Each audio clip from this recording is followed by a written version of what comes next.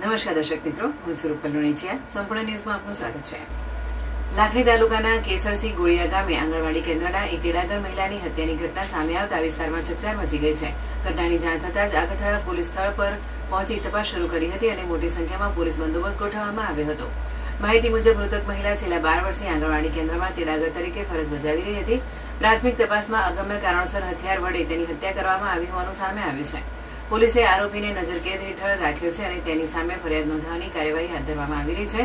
આ ઘટનાને લઈને રાજકીય આગેવાન મહેશભાઈ દવેએ જણાવ્યું હતું કે મહિલાની હત્યા આંગણવાડીના મકાનમાં જ કરવામાં આવી છે. મૃતક મહિલા મૂળ રાજસ્થાની વતની હોવાનું જાણવા મળ્યું છે. મૃતકના પિયર પક્ષના લોકો રાજસ્થાનથી આવી પહોંચે ત્યાં સુધી મૃતદેહને ન ખસેડવાની સાસરી પક્ષે માંગ કરી હતી, પરંતુ પોલીસે ગરમીના કારણે મૃતદેહને નુકસાન ન થાય તે માટે પોસ્ટમોર્ટમ માટે ખસેડવાનો નિર્ણય લીધો હતો. પિયર પક્ષના લોકો આવી પહોંચ્યા બાદ આગળની કાયદેસરની કાર્યવાહી હાથ ધરવામાં આવશે. પોલીસ દ્વારા આ ગુનામાં અન્ય કોઈની સંડોવણી છે કે નહીં તેની પણ તપાસ ચાલી રહી છે. તંત્રએ ખાતરી આપી છે કે ઘટનામાં સંડોવાયેલા આરોપીઓને કડક સજા આપવામાં આવશે.